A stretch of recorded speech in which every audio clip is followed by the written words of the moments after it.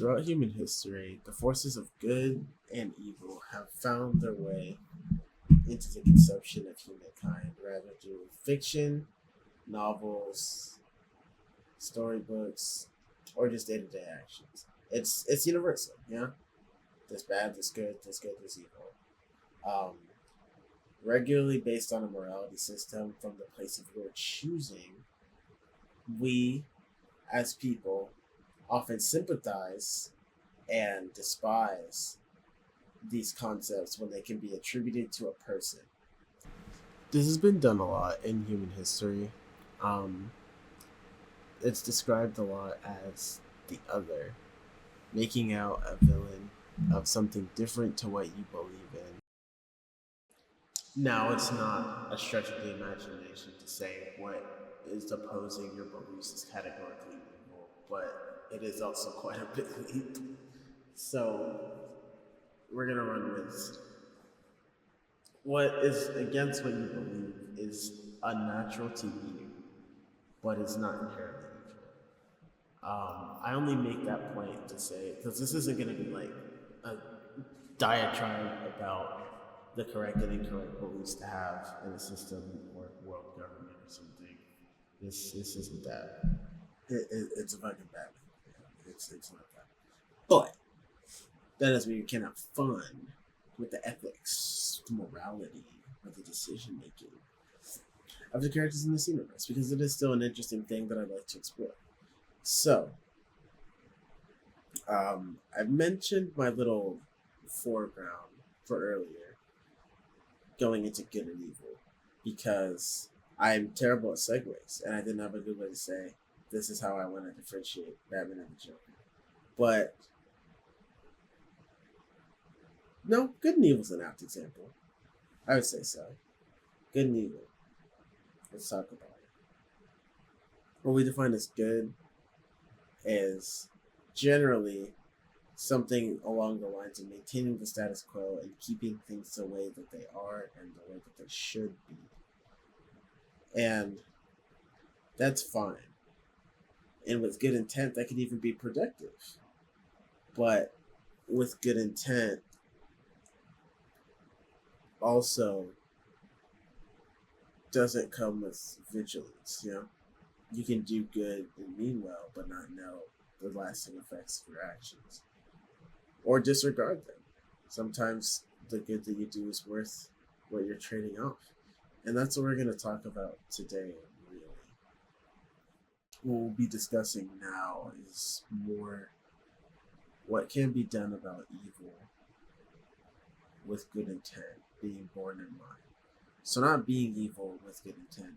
Because we all know that evil is like a systemic problem. It doesn't just happen overnight. It grows and festers in people. So, there has to be a way to nurture and care for people so they don't turn out that way. So, counterbalances a tightrope act of tough guy and compassion to what you're going to do about it. At least I'd say so. And who better to put on this emotional tightrope act than the big bad himself, Batman. The man who simultaneously shows a strong fist of justice and a kind and gentle, nurturing hand to the young. The Batman. We all know him, the world's greatest detective, the Dark Knight, the Cape Crusader. As stated before, good intentions are what make up men like the Batman, an idea that supersedes corruption, a protector of the innocent, and a punisher of the wicked. Really why I thought I'd make a video on it. Essentially, the no-kill rule functions like this. Don't kill people. It's that simple. It's that simple. Murder by technicality, usually in Batman's eyes, is still murder. There are very few times where he's just been like, you know what, that guy's probably dead, and I don't care. Batman. So, no killing, no exceptions. Except the KG Beast. Sorry. But I thought a more interesting little debacle to unfurl would be the murder of more problematic figures in the Gotham crime scene. And that brings us to potentially the most infamous of them all, the Joker. The Batman has been going for quite a long time. 85 years to be exact. Ding ding. Bill Finger. Love him. Love that guy. I am Bill Finger, by the way. Thank you. Appreciate it. But in that amount of time, like I said, there's consistencies and inconsistencies, but there's also plot development and growth between the characters. Because what you have to realize about comic books is that the status quo is very, very important. I'm drinking water. It's very, very important because it's not a marketing scheme, but things need to get set back to the way that they are, because permanent change is the end of someone's career. If I write the Justice League and I say fuck Green Arrow and I kill Green Arrow and I say no way of resurrection, can't bring him back, it's kind of fucked up. It's kind of fucked up. What happens to the guys writing Green Arrow? It's like, welp. I assume there's like some editorial like line, pipeline, or chain of command that says, yeah, you writing Green Arrow, you're probably gonna have to stop that. But it shakes things up in a bad way to make those types of overarching changes that disrupt the status quo. Mostly because it makes money, but also because sometimes the changes are just unwelcome. And that brings a lot of people, again, to bringing criticism and hate to the cyclical argument of the no-kill rule. Because essentially what it is a morality check under the guise of maintaining the status quo. You can never run out of Riddler appearances if the Riddler's never, like, murdered. That sounds so weird to say, just, like, thinking about it. That sounds so weird to say, just thinking about it. But, you know, that's what it is. That's what it is. The cycle can't be, like, disrupted or broken. Mostly because, like, again, money. But people also have really cool and amazing interpretations on what they want from the status quo, and they can't be that way if it's not set back to zero. So it's a double-edged sword. But you take your pie, and sometimes you can eat it and sometimes you can't. But what we're really getting into the meat and bones of is the Joker. Mostly because the argument's been beat to death, but also because I can do what I want. It's my channel. And in addition to that, we will be not only discussing the merits of keeping the Joker alive, we'll be discussing the ecosystem of Gotham City, as well as defense of the no-kill rule. Because I'm tired of this. I'm tired of this. I won't stand for it. We will know this channel is a no-kill rule slander-free zone. You will die. You will be smitten off the face of the earth. Don't do it. So, starting off strong, Gotham City, I think it's important to note, in most interpretations, is very much seen as this, like, grim, dark place. How did I fucking dodge that? That's so stupid. It seems as this grim, dark place. Fuck. It seems as this grim, dark place where, oh my fucking god, dude. It's seen as this grim, dark place for the sake of just being a shithole. Like this horrible, terrible city. And honestly, for playing Arkham Knight, it really fucking is. Because what is this shit? But, that's just how it's seen. Gotham is just the shithole. And it's an irredeemable, unsavable pile of garbage. But it wasn't always like that. Another common thing that I see a lot is that Bruce Wayne's parents were stupid for taking Bruce down crime alley. And it's like, they're like, why did two rich people go down? Fuck. Why did two rich people go down with pearls and shit into an alley called Crime Alley? But I think there's a very big indicator that needs to be looked at, which is that the city of Gotham, Crime Alley didn't exist before the Waynes died. Crime Alley was coined Crime Alley because it's where the Waynes were killed.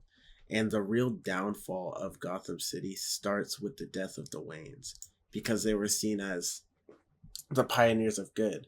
They'd only ever done good for the city, and they'd been pretty. They were powerful figures.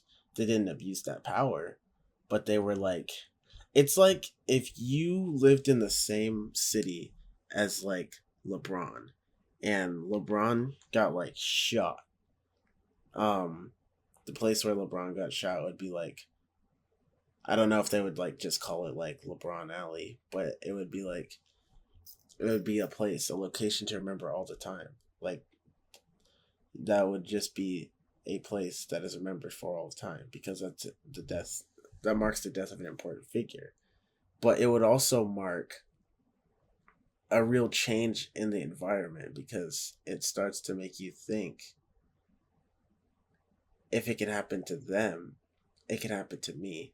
And that's where the real chaos in Gotham ensues. Is the fear of being the one who's next if I don't get someone first, and the people who take advantage of that fear. The Falcones do a really good job capitalizing on this and keeping people divided, which only serves further to make Gotham into the chaotic cesspool that it is. It is very important to note that there is a good time in Gotham. That is why the people that fight for Gotham, they're not just there to be like, oh, I want to save the unsavable or I'm in it for the thrill. Most of them lived in Gotham when it was good, when Gotham City was a good place to be, where you could raise your family here, where it was salvageable, and where there was light.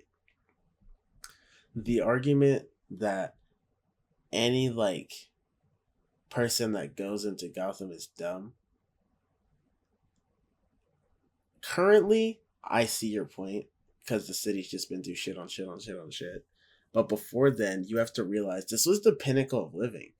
It used to be safer than Metropolis on all accounts, urban, industrial, everything. It still is a lot safer than Metropolis. You can argue that point all you want, but when Batman gets to scrapping, it's a city block or 2 or 8. If it's a whole city takeover, I mean, honey, the city can take it over. Brainiac don't give a fuck. If you're dead, you're dead. So it is just a safer place to be, and that is important to know always, because it really sets the tone for what these people are coming into Gotham expecting. The attitude of these people isn't, I want to shake things up because I want to be different. It's, I've seen what the city can be and I want to change it. I want to be the positive change that can make this place into the place we all know and love. So going forward from that, Gotham is very privy on the idea of rehabilitation, not just for the merit that it provides to people, but because if people who are depraved and lost to the fear and the paranoia and the rage of Gotham City can be cured, it sends a message to the average person that the city can be saved too, and not to turn in to that primal fear, to turn into that primal rage, and to just be better people, to just be better people. And that means a lot to have hope in Gotham City. A common trend in DC Comics is just that hope prevails over all. And it's not more true in many forms of media than in DC.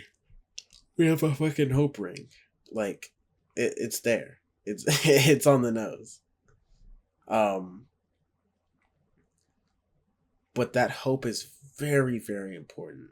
In most influential stories that you read about Batman, you can see the ecosystem of Gotham City prevailing itself and propelling its agency as its own character in the narrative.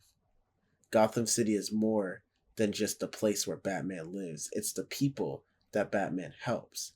It's the police force that are willing to do things and compromise what they see as what might be wrong in the moment for the greater good, to put trust into the system that may not always work, but that is the right system. Which is what the no-kill rule really is all about. It is a double-sided coin. not only is it about the guilt and the sadness and the trauma of losing your parents to someone who gave in to the depravity of Gotham City, but it also is the trust in your fellow man to do the right thing. The symbol of Batman being able to do what he wants and take over and undermine laws doesn't help lawmakers to reassure the people they live in a better city. It doesn't. It just shows them that they're ineffective and wrong. And Batman doesn't want that. Batman doesn't need for the people to second guess the authority. He needs for them to respect the authority. And his only job is to assist them on the things that they can't assist themselves on. Having faith in your fellow man to do what is right is what makes the Batman the Batman. It just is. It just is. And the no-kill rule is the biggest proponent of that trust, because no one in Gotham PD or otherwise, every single new person that comes into Gotham City always says the same thing. Unless if they know Batman by reputation, it's always, why didn't you kill the Joker? Why haven't you killed the Joker? He's a monster. What is wrong with you? And like I was starting this video with, the avatars of good and evil are the discernment that show us as human beings the objective wrong and the objective right. Being the objective right and doing the objective wrong does not strengthen your resolve to do the objective right. Fuck. It strengthens your resolve that the objective right can do these things, therefore making them right. Killing the Joker in no way helps the reputation of the police force. It in no way, while it ensures the potential lives that are taken, it doesn't send the message to Gotham City that your hard work and being calm, caring, and compassionate to one another has paid off in any meaningful way. What it says is, I've had the power to do this, and I just needed an excuse to finally throw away what I believe and kill him and end him. And now that he's gone, you can all go back to what? Your jobs. And it's really disingenuous for someone to genuinely take the message to heart that the Batman should kill the Joker without recognizing that the Batman he's more than himself. He's more than himself. What he does can and always has had a profound impact on Gotham City. It's what he's built on. It's what he's built on, having an effect on the environment around him. He always has been a motor of change in Gotham City. So to be on the opposite end of the spectrum after aligning yourself with the people that are supposedly trying to save Gotham, it doesn't help anything. It doesn't help anything to prove that you can be just as ruthless and as heartless as the people around you. It helps to be better than that. It helps to be more effective than that. It is one thing to be the man who breaks bones and the man who has the high tech, but people only know reputation from both sides of Batman. As a civilian, you may think he's scary, but there are so many times when Bruce will sit down and just see a kid and be like, are you okay? Are you safe? Where are your parents? Or when he's real with someone and he's like, I get scared too. Guess what? You're the kid that saved the Batman. Those are genuine moments that Bruce has with people that live in the city because he knows the fear and the struggle because he suffered it the worst. He lost everything. And to give in to the doctrine that you should be just as bad as your environment isn't sending a message that anyone can really receive without becoming the thing that they despise. And that sounds like cheesy. It sounds cheesy, but change inspires change. If you get what I'm saying. Change inspires change. And to make a better tomorrow for people, someone will always take inspiration after the person who makes the change. And if your change is to kill your problems, then the inspiration people are going to take is to kill. And that doesn't make a better Gotham, because that's what Gotham is now. Killing for the sake of killing. Killing for the sake of opposition. Killing because there's something to be killed. That's what Gotham is now. There is no better Gotham where every problem is killed. There is no better Gotham where every problem is subjugated. There's a better Gotham where people work together with the systems put in place to protect them, and the systems put in place to protect people actually do that. There is no better Gotham where there is no rectification of the idea that all things are not valuable and that no life is sacred. Because it's not the implicit moral value of the life that makes the no killing rule bad. It's the implicit moral of what it means to implement such drastic changes on what it means to end a human life.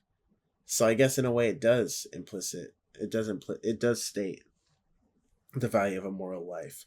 But I feel that's more of a Batman thing rather than a Gotham Citizen thing. There are plenty of Gotham citizens that would be more than happy to just take a crack at the Joker, and they just wouldn't care.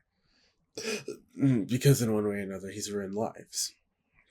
They don't have to care for the Joker, but they just need to know that a life is still a life, and no matter how rotten, as citizens of Gotham City, you should know better than anyone what killing someone leads to.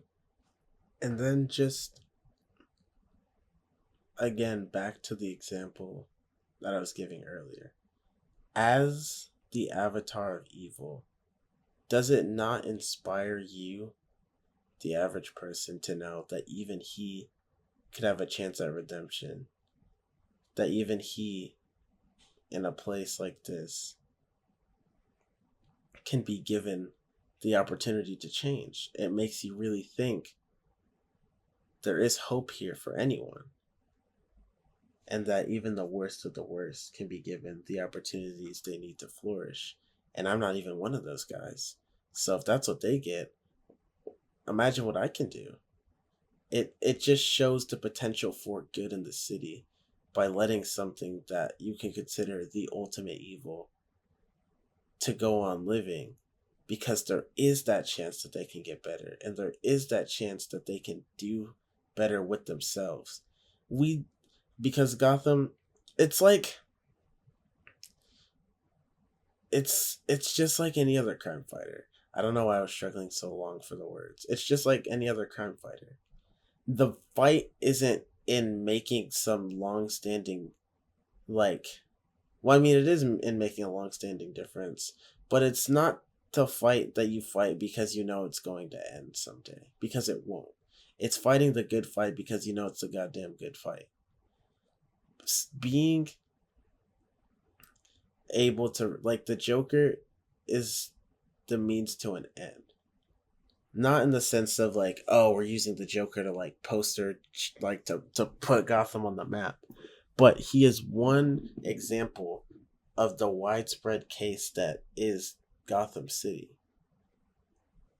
Because for as many Jokers as we get just as many Victor Frys, just as many Pamela Isleys, just as many Waylon Jones, and just as many Harleen Quinzel's. People that were affected by circumstance that by their actions you couldn't tell apart from the people that are worse off and that are evil and that are just despised and diabolical in the things that they do. Because you can't discern that. That's pain. That's pain. But to you, what you see, it's just another monster. It's just another irredeemable monster. And the hope in Gotham, and being in Gotham, in a place like Gotham, is that second chance that you can see being given to people, even like the Joker, even like Harley Quinn, even like Two-Face, even like Mr. Freeze, that it's not for nothing and that there is a change to be made and that help can be given to these people and that there is that hope. And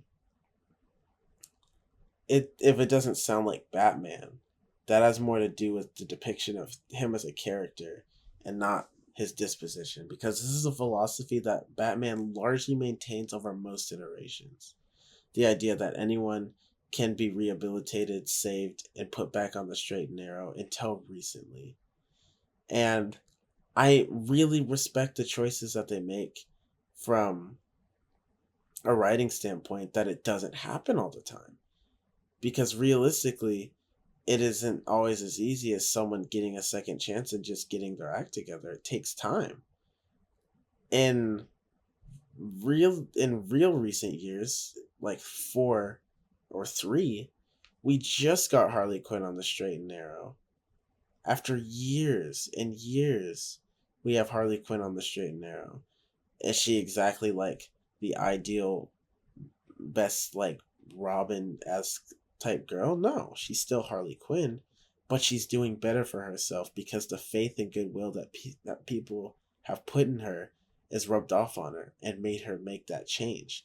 And that's the beauty in Gotham City, is that there is rehabilitation, and that why I say Gotham City specific why I say Gotham City specifically over other cities is because it's looked at as the dingy, irredeemable garbage city.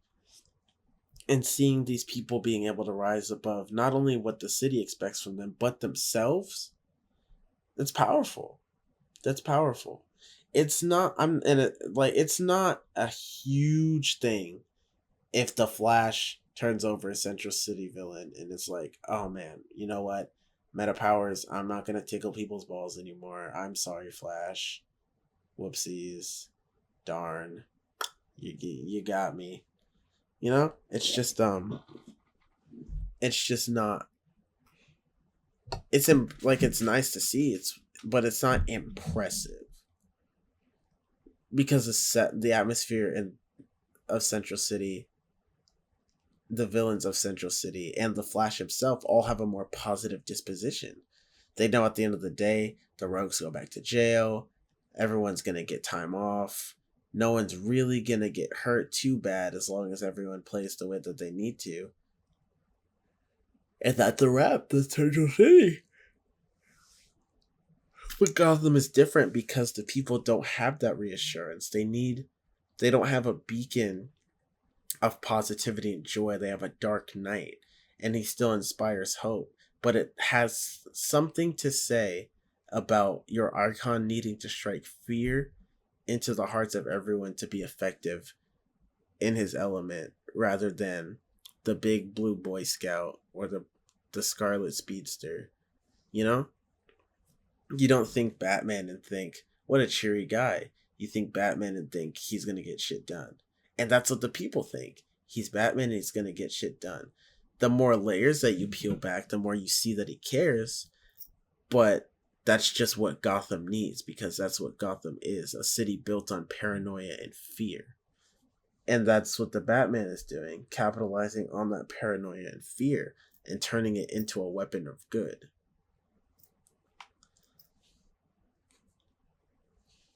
There are a platitude of arguments to be made, but I feel as though my case has been stated well. I'm going to cite some fear state in here because I have a really funny example on why they personally don't extradite any further. But I will go one step further with this and say the no death rule, the no kill rule on Batman's part is completely valid and justified, and it comes down to the failings of the legal system and the criminally insane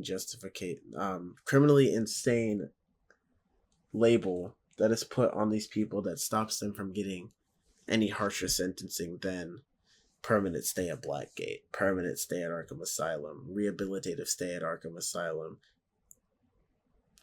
life without parole at Blackgate. Those are the things that stop them from being killed. But again, that's the price that Gotham is willing to pay for rehabilitation. And you can see good cases of it, like Mr. Freeze, like Harley Quinn, like Pamela for now, like Croc. There are just people in the city who have been done wrong by the city. There are people in the city who want to be better than what they are, but they just can't, and the city doesn't expect that of them. It expects a monster, and they treat them like monsters, and they have no choice but to fall back into the role of what they know and what they are, and what they feel they are, which are monsters. I encourage you to see the good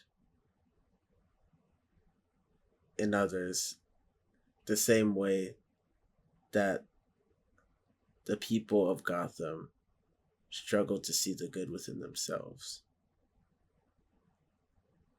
I implore you to also read more Batman. Not only because it's good, but because if this video changed your mind, um, cool, cool. Um, I think I think that the opinion usually just comes from a lack of knowledge. So I don't think you're like stupid, but you know, get out there, learn more stuff, develop a counter argument. I mean, I'd love to see it. I'd love to talk all things comics. Let's do it. Um, but with that, I conclude this video.